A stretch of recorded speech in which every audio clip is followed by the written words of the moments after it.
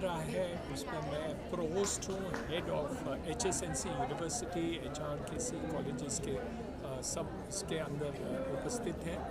और आज हमें बहुत बहुत खुशी हुई कि हम दादी नलिनी दीदी को जो यूनिवर्सिटी सेंट्रल अमेरिकन यूनिवर्सिटी का डीलिट मिला, वो हम उनको ये ऑनर दे सके हमारे ऑडिटोरियम के अंदर।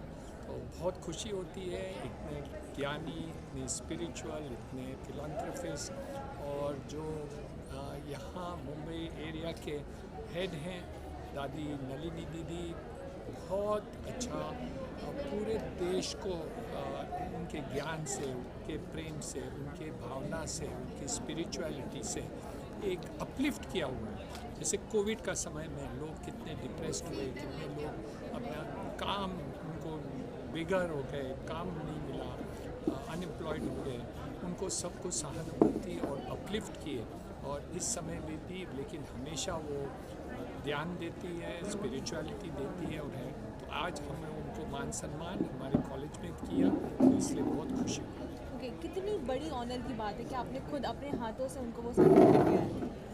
मुझे लगता है कि वो जो ऑनर उनको मिला है ना, वो ऑनर भी अपलिफ्ट हो गया, क्योंकि ऐसे लोग होते हैं बहुत कम मिलते हैं। और इनको देने से जो देते हैं ना, उनको अपलिफ्ट हो गया है, क्योंकि नलिनी दीदी उस क्षेत्र के हैं जहाँ उनको तो 100 भी डीलिट मिले तो कम पड़े।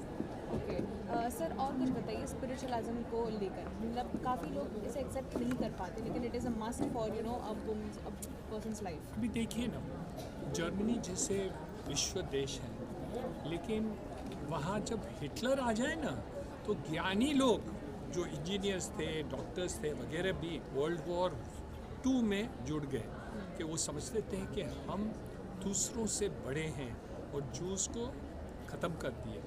लेकिन जब आपका ज्ञान स्पिरिचुअलिटी से साथ, सेवा के साथ जुड़ा देता है, तो फिर वो ज्ञान का एक महत्व होता है, सेवाधार होता है, एक भावना होती है कि हमें जो मिलता है ना, उसकी एक सीमा रहती है कि एक दिन हम चले जाएंगे, लेकिन जो सेवा हम करते हैं, सहानुभूति रखते हैं लोगों में, वो ये ब्रह्म कुमारी में है, सेवा करने में। और मैं समझता हूँ नलिनी दीदी जो हजारों लाखों लोगों को शिक्षण दी है कि जो ब्रह्म कुमारी में एंटर करते हैं, उनको जो शिक्षण दी है वो सबको लाभ मिल रहा है, इसलिए उनको ये ऑनर देने से हमें ऑनर मिलता है। ओके, और कुछ हमारी ऑडियंस को आप कहना चाहते हैं रिगार्डिंग दिस ब्रह्म कुमारी? मेरे अंदाज से ब्रह्म कुमारी लगभग मेरे अंदाज से 30,000 सेंटर है विश्व में, 30-40 हज़ार सेंटर है। इतने लोगों को फॉलो करते हैं लोग, उसमें मेडिटेशन करते हैं, ध्यान करते हैं और सुख शांति पाते हैं। ये मेन मुख्य क्या रहता है कि हम लोग जो हमारे शिक्षण आज की तारीख में होता है, वो ये होता है कि हम हमारे नीड्स कैसे पूरा करें, रोटी कपड़ा मकान मौज मस्ती ये वगैरह, लेकिन उसकी एक सीमा रहती है। लेकिन स्पिरिचुअलिटी में जो पीस की भावना रहती है, उसकी कोई सीमा नहीं रहती, और वो ये ब्रह्म कुमारी इसमें है। ओके, आज कितना स्पेशल है आपका बर्थडे भी, मतलब बिलेटेड हैप्पी बर्थडे। सो वो भी आज सेलिब्रेट हुआ नलिनी जी मैम के हाथों, तो कितना स्पेशल फील हो रहा है? तो बहुत ही बढ़िया लगता है, मुझे ख्याल नहीं आया, ये तो एक सरप्राइज़ आइटम बन गई ये कार्यक्रम में, और मैं आभारी हूँ कि इतने बड़े साक्षात के जुड़े में मुझे ये चांस मिला। Thank you so much. Thank you. वो भी मैं वुमेन्स डे का बर्थडे है। धन्यवाद। Thank you so much. Thank you. Nalini ji, आज आप दीदी माँ से दादी माँ बन चुकी हैं, एक डिग्री एडअप हो चुकी है, तो कितना स्पेशल फील हो रहा है? स्पेशल फील की तो कोई बात ही नहीं, क्योंकि परमपिता परमात्मा ने सन 1936-37 से जब से ये कार्य शुरू किया इस विश्व को नया बनाने का, और मैं जब आई तो मेरी उम्र 13-14 साल की थी। कुछ 5-6 वर्ष बीतने के बाद मैंने देखा कि यहाँ आने वाली माताएं कुमारी बन गई, और जो कुमारियाँ थी वो माताएं बन गई। तो मैं सोच रही थी, तो एक बार मैंने ब्रह्मा बाबा से प्रश्न पूछा कि ये माताएं कुमारियाँ और हम माताएं ये समझ में नहीं आती है बात। तो कहा देखो ये सभी माताएं शादीशुदा हैं, तुम्हारी तरह बाल ब्रह्मचारिणी नहीं है, परंतु यहाँ आने के बाद इन्होंने ब्रह्मचर्य व्रत को अपनाया। इसका मतलब क्या हुआ कि वो माता से कुमारी बनी। और तुम तो मैंने कहा मैं तो बच्चे पैदा नहीं किए। तो बोला नहीं तुम जगत माता बनोगी और हो, क्योंकि अभी तुम जो सेवाएं कर रही हो तो तुम सेवा किस भाव से कर रही हो कि सभी एक पिता परमात्मा के बच्चे हैं और मैं उनको परमात्मा का संदेश दे रही हूँ। तो प्रथम संदेश प्रभु का अपनी आत्मा के पिता का तुम दोगी, तो तुम माता ठहरी। तब से लेकर हम तो उसी भाव में चलते हैं। हमारे लिए सभी हमारे बच्चे हैं। ओके, कितना डिफिकल्ट रहा 14 साल की उम्र में आपने घर बार सब कुछ त्याग दिया, सब जो पर्सनल लाइफ थी वो भी त्याग दिया है, इस सेल्फलेस सर्विस में जुड़ गई हैं, तो कितना डिफिकल्ट रहा? मेरे लिए डिफ़िकल्ट इसलिए नहीं रहा, कहते हैं ना जब प्यार हो जाता है ना तो इंसान में एक अद्भुत ताकत आ जाती है। तो मेरा भी किस्सा कुछ इस प्रकार ही रहा।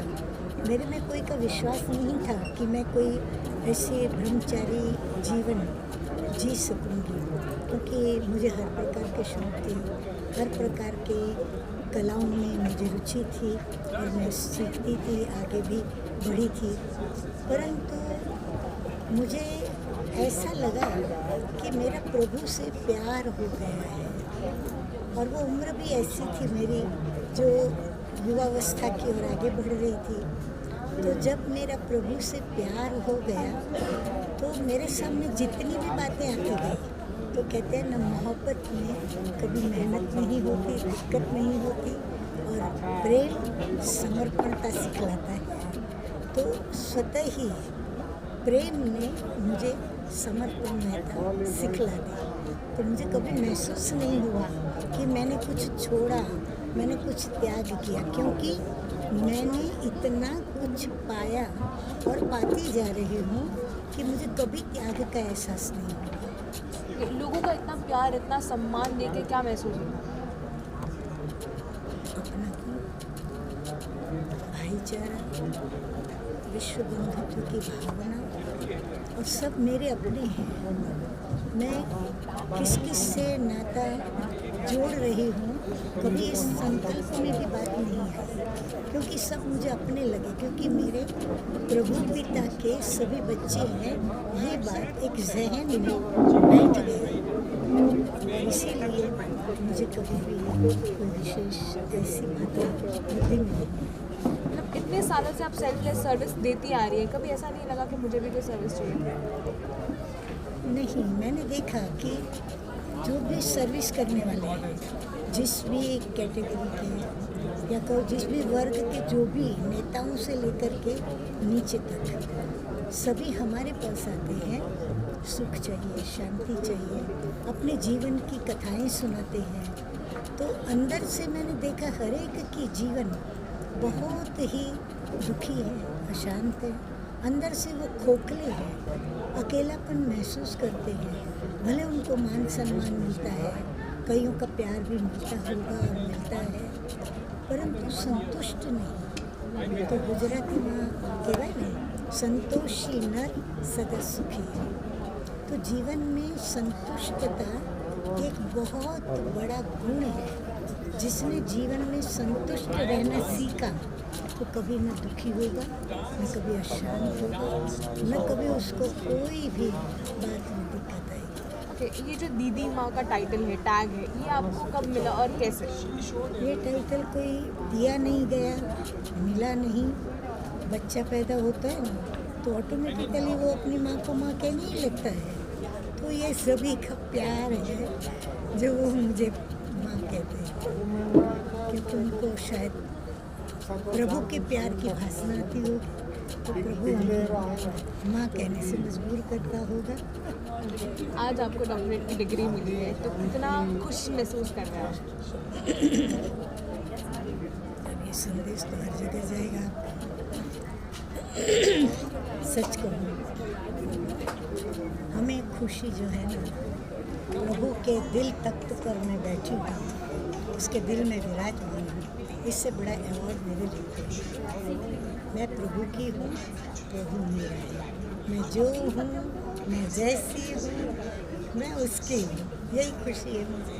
ओके, आजकल की जनरेशन होती है वो स्पिरिचुअलिज्म को ज़्यादा मानती नहीं है क्योंकि उन्हें लगता है ये काफ़ी बोरिंग आउटडेटेड जी, सब्जेक्ट है। बराबर। तो आप क्या कहना चाहते मेरे के हैं? बीच में मत लाया। नहीं, मैं भी तो अपनी युवावस्था में इसी टाइप की लड़की थी जिनको हर प्रकार के शौक थे, और कभी मैंने धार्मिकता में आगे नहीं गई, कभी मैंने आध्यात्मिक बातें भी नहीं सुनी। हालांकि मेरे माँ के पिताजी बहुत बड़े ज्योतिष थे, वेद उपनिषद कई शास्त्र पढ़े थे, उन्होंने खुद गीता की टीका लिखी थी। मेरी फूफी मेरे परिवार से बहुत सारे शास्त्रों को लिखने वाले पैदा हुए, लेकिन मैंने आज तक एक हकीकत बताती हूँ, मैंने कोई भी शास्त्र पढ़ा नहीं है। हाँ, कभी ऐसे अपन पन्ने ऐसे फिराते ना, वो कभी फिरा के कोई एक आध चैप्टर देख लिया होगा, बाकी कभी मुझे आवश्यकता ही नहीं पड़ी, क्योंकि प्रभु ने ऐसा मुझे सर्वांगीण ज्ञान दिया है जिसमें सभी शास्त्रों का सार समाया हुआ है, और प्रभु को कभी शास्त्र उठाना नहीं पड़ता सुनाने के लिए। जो भी आज धर्म के ठेकेदार हैं, सभी हाथ में कोई ना कोई शास्त्र लेकर साधना करके या गुरु से सीख कर सुनाते हैं। प्रभु तो ऐसे नहीं सुनाएगा ना, प्रभु तो डायरेक्ट सुनाएगा। तो जाते जाते आप क्या कहना चाहते हैं हमारी ऑडियंस से? मैं तो यही कहूँगी कि जितना आपको अपने जीवन की जो भी बातें हैं, चाहे खाना पीना, पढ़ना लिखना, करियर बनाना, आगे बढ़ना बढ़ाना, भले आप किसी भी क्षेत्र में हो, किसी भी पद पर पोस्ट पर आप जाना चाहते हो, परंतु आप इतना निश्चित जानिए, अगर आपको उसमें पूर्ण रूप से 100% सफलता चाहिए तो आपको प्रभु का साथ अवश्य कभी ना कभी अपना ईगो छोड़ करके लेना ही पड़ेगा। क्योंकि मैंने बड़े बड़ों को देखा है, इतने ईगोइस्ट होते हैं, परंतु जब तक वो ईगो का त्याग नहीं करते, नम्र नहीं बनते, तब तक उनके जीवन का सूर्य कभी चमक नहीं सकता, उनका करियर इतना उज्जवल नहीं बन सकता, क्योंकि सारी शक्तियाँ, सारे गुण, सारी विशेषताएं प्रभु के अंदर है और वही इसको देने में सक्षम है। हम किसी से भी जाकर मांगो, मैं कहूँ मैं आज आपकी तरह मैं भी ऐसे इंटरव्यू लेने लगूँ, मैं नहीं ले सकती, मेरे अंदर वो विशेषता नहीं है।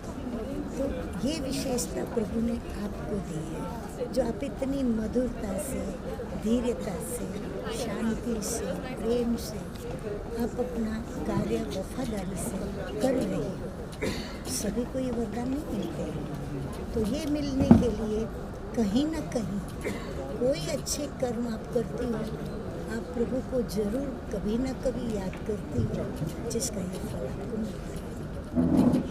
Thank you so much for talking with us. Thank you. Thank you.